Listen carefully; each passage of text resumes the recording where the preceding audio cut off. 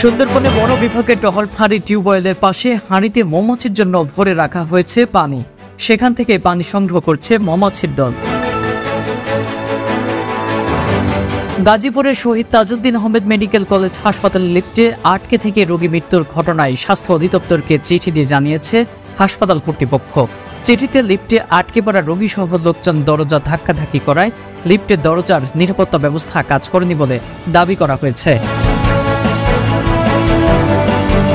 গত 2-1 মাসে প্রধানমন্ত্রী জ্বালানি উপদেষ্টা ডক্টর তৌফিক ইলাহি চৌধুরী সংকটের কারণ ব্যাখ্যায় নানা রকম নবত্বের অবতারণা করে যাচ্ছেন। সরকারের নীতি প্রণেতাদের ব্যর্থতা আড়ালের কৌশল হিসেবেই পশ্চিমের উপর এই দোষারোপ তা ব্যাখ্যা দেওয়ার প্রয়োজন অনুভব করছি। রাফা অঞ্চলকে গাজায় হামাসের সর্বশেষ শক্ত ঘাঁটি দাবি করে সেখানে অভিযান জোরদারের প্রক্রিয়ায় আছে ইসরায়েল বাহিনী। এরই মধ্যে রোববার গাজার অন্যান্য এলাকায় ইসরায়েলি বাহিনীর সঙ্গে হামাসের প্রতিরোধ যোদ্ধাদের লড়াই হয়েছে।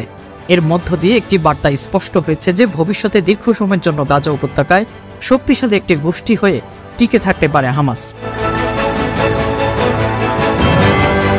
চিত্রনায়িকা পরিমণির পুত্র সন্তানপূর্ণ এবার কন্যা সন্তানের অভিভাবকত্ব নিয়েছেন ঢাকায় ছবির এই অভিনেত্রী। 3 মে রাতে প্রিয়মের জন্ম হয়েছে।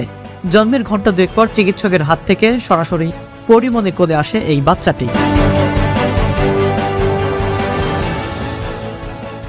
এই ছিল আজকের আলোচিত দেশ দেশান্তর 24 সংবাদ।